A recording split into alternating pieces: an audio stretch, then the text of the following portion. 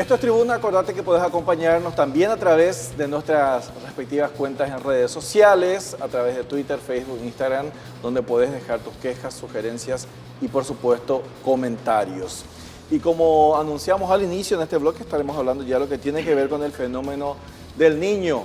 ¿Qué se trata el niño? ¿De qué se trata este dilema o este drama regional?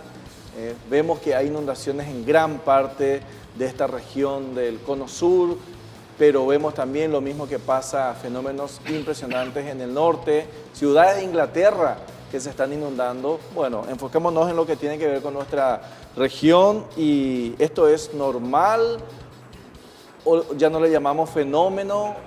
Ya es una cuestión cíclica. Benjamín Grassi, ¿cómo estás? ¿Qué tal, César? ¿Cómo estás? Un placer estar acá contigo. Igualmente, gracias por acompañarnos en esta primera edición del año 2016, que creo que es la primera vez que se pasa un año, o por lo menos en los últimos tiempos, Benjamín, ¿verdad? Sí, con tanta lluvia o la historia nos dice otra cosa. Bueno, en realidad, desde el punto de vista de la inundación, es una época de bajante. El mes entre diciembre y enero normalmente se registra la época de aguas más bajas del río Paraguay. Así que normalmente fin de año eso no suele ser nunca un inconveniente. Lo que pasa es que cuando ocurren niños, del tipo de niño que está ocurriendo, ese régimen se altera. Llueve mucho más de lo que tiene que llover en la primavera, llueve mucho en noviembre, llueve mucho en diciembre, como está ocurriendo, entonces toda esa agua se ve canalizada por los cauces hídricos, ¿no? Y en este caso en particular, algo más grave todavía porque es un niño muy importante. Pero antes yo quisiera, como habías dicho al principio, ¿verdad?, hablar primeramente de lo que es el niño, porque a veces se crea mucha confusión entre el niño, las inundaciones, el cambio climático, la deforestación, la capa de ozono, etc. Hay toda a veces una complicación de entendimiento en este tema ambiental, ¿verdad?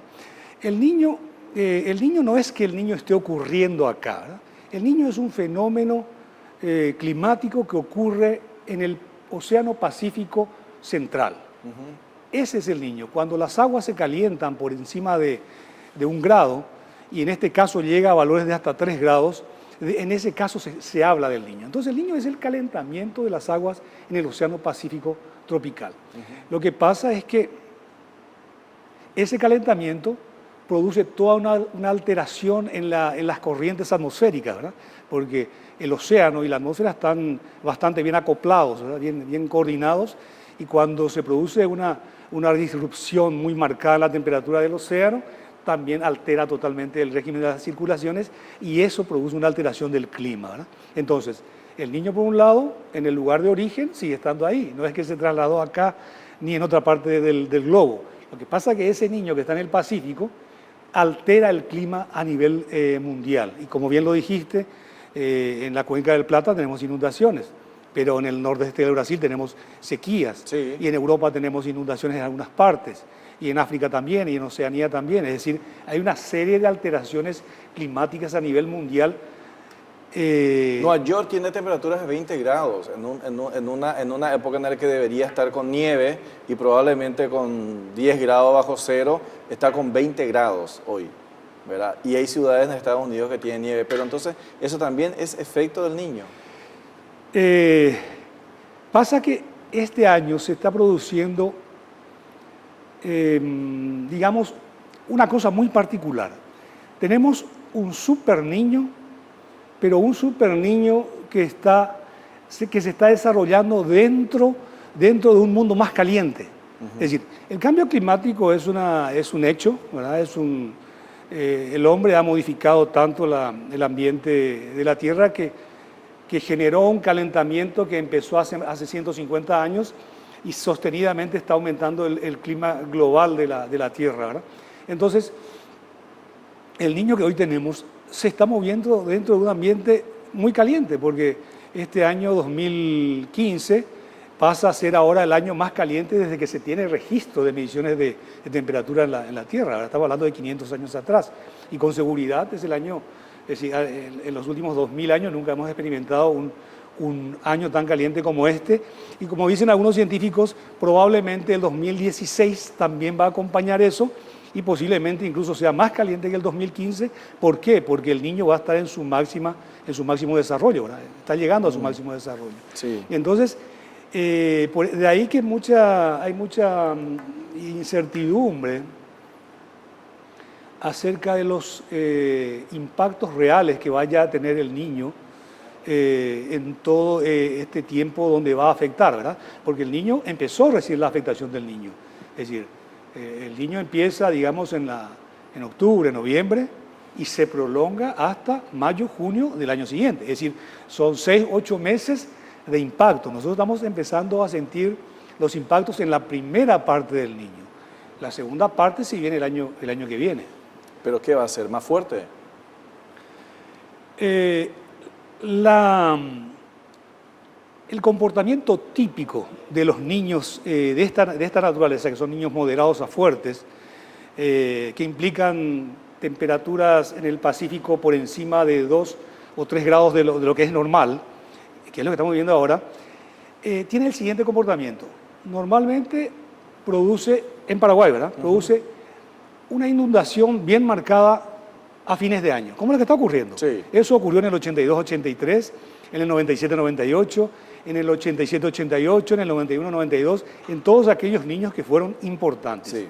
Produce un pico importante de crecida a finales de año, a finales de diciembre, lo que está llegando ahora.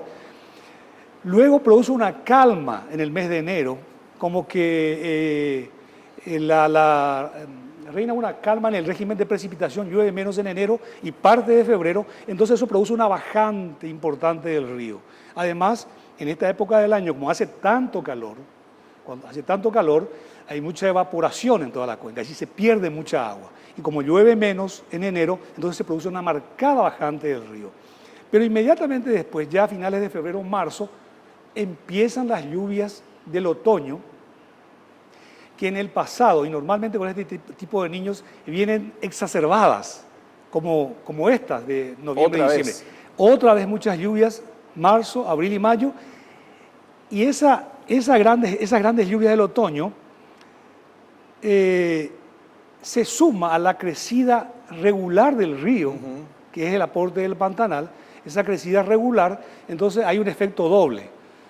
Precipitaciones más crecida regular del río Paraguay, entonces la crecida del otoño normalmente, y siempre ha sido así en el pasado, es más intensa que la del verano. Bueno, eso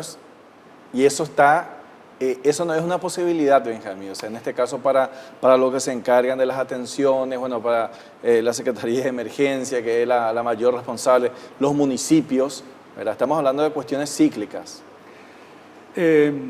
No posibilidades.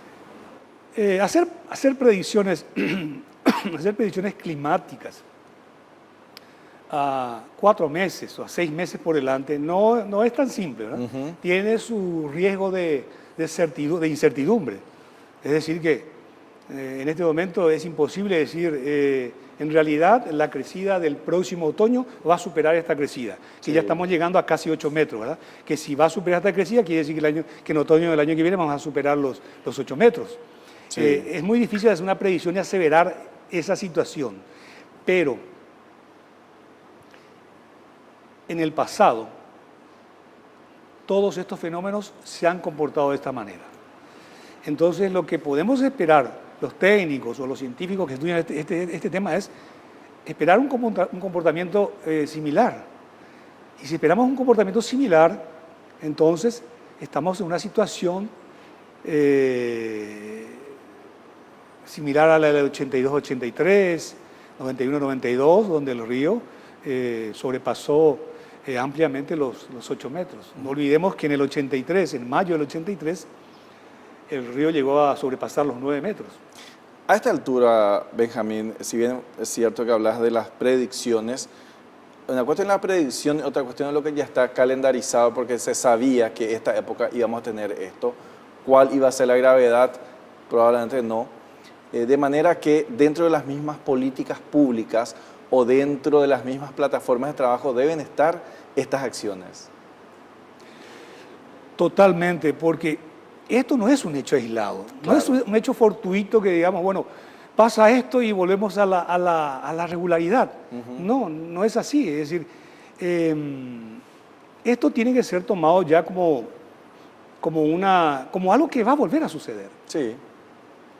Acá en el Paraguay, en la cuenca del Paraguay, pasó una cosa muy, muy interesante con el río Paraguay. Se tienen mediciones desde el principio del siglo, del año 1904 aproximadamente. El río Paraguay tuvo un comportamiento, de una manera se comportó en los primeros 70 años, en los primeros 80 años del siglo pasado. Sin embargo, en la década del 80 y 90 tuvo un comportamiento totalmente diferente. En la década de los 80 y 90, que fueron 20 años, hasta casi empezar este siglo, el río Paraguay se mostró muy alto, tuvo un nivel muy alto durante esos 20 años. Pasó que cuando empezó este siglo, allá por el año 2000, o incluso un poquito antes, en 1999, el río comenzó a bajar y se mantuvo por 15 años en un nivel muy bajo, muy bajo. Entonces parecía otro río. Entonces yo creo que esa situación hace que la gente avance sobre el lecho del río, sin pensar que en algún determinado momento las cosas van a volver a cambiar. ¿Qué quiero decir? ¿Qué quiero decir con esto? Quiero decir con esto que esta problemática de las inundaciones tiene que ser mejor estudiada desde el punto de vista científico, tratar de entender cuál es el ritmo de crecidas del río Paraguay, tratar de ver qué va a pasar en las próximas décadas y en función de eso establecer políticas públicas que ayuden a reducir este tipo de situaciones de emergencia. Pero en definitiva, y es importante insistir, ¿verdad? O sea, son cosas que pasan. Vimos, por ejemplo, hay ciudades como Salto, por darte un ejemplo, tengo un amigo en Salto y nos mandaba fotos, está totalmente bajo agua, Benjamín. O sea, nuestro comportamiento este año para la gente que le gusta el verano probablemente no va a poder hacer lo que hace siempre, porque hay una ciudad o hay varias ciudades que están bajo agua. Nosotros probablemente verano no vamos a tener, porque nuestras playas van a estar totalmente cubiertas de agua también, ¿verdad? Sí, es decir, esa es la situación en general en la Cuenca del Plata. Sí. Casi toda la Cuenca del Plata está con esa situación, ¿verdad?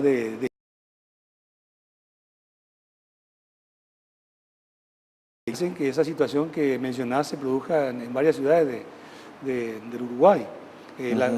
La misma cosa está pasando en partes de la Argentina y ni qué decir lo que está pasando aquí en Paraguay.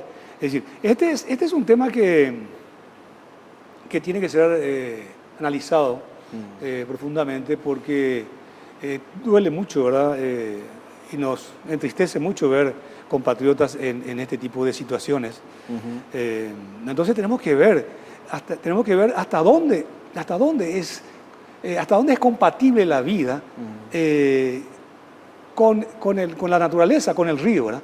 A partir de qué punto la naturaleza puede reclamarnos y a partir de qué punto nosotros podemos negociar con la naturaleza. Claro, o sea, sabemos que se va a inundar siempre. ¿Por qué permitir que se sigan construyendo casas en esas zonas? Exactamente. O en todo caso, ¿qué tipos de casas? Si es que es imposible y hagamos casas con palafitos o no sé, porque es así. Totalmente. O a partir de tal nivel, ¿verdad? A partir de tantos, de tal cota, bueno, las construcciones tienen que ser de este tipo. Sí. Y a partir de tal cota, de esta manera. Y cuando llega el momento, aquellas personas que fueron afectadas, bueno, ya sabemos qué vamos a hacer con esas personas. Lo que no podemos hacer es que llega el momento y esa gente afectada tiene que ir a un lugar inadecuado, ¿verdad? O padecer los sufrimientos.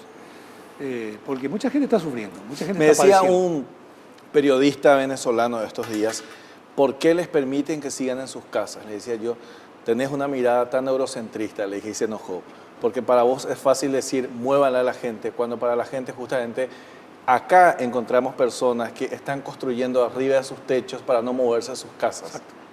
Entonces, no es una cuestión de evacúen, salgan, sino que también hay una cuestión de arraigo para estas familias. Totalmente, sí, eso es cierto, ¿verdad? Pero hay que buscarle una salida, tiene que haber una manera de convivir con esta situación. Esta no es la manera, ¿verdad? Sí, no. Evacuar, salir, cambiar. Exacto, esto no. Entonces, esto incluso he escuchado por ahí informes de algunos especialistas de centros importantes a nivel mundial de estudios sobre el clima, que es muy probable que vuelvan algunos años húmedos, porque estos años húmedos, como el que tenemos, no aparecen aislados. En general vienen acompañados con un par de años húmedos más, ¿verdad?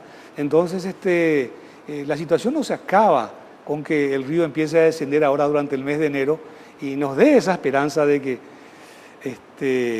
va a volver a lo que fue 3, 4, 10 o 15 años atrás. Eso es muy difícil, ¿no? Hay que buscar una salida un poco más definitiva, más estructural,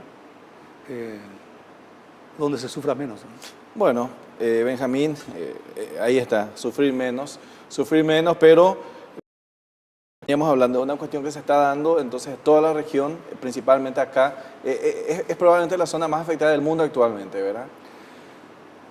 Sí, debe ser una de las zonas más afectadas del mundo en este momento, pero no sabemos el impacto que está teniendo, por ejemplo, el Niño en otras partes del mundo produce sequías, sí, y sequías muy graves suele producir, por ejemplo, en partes de Australia, el sudeste asiático, en partes de África, suele producir también sequías en Centroamérica, inundaciones o un tiempo muy variable también en Estados Unidos.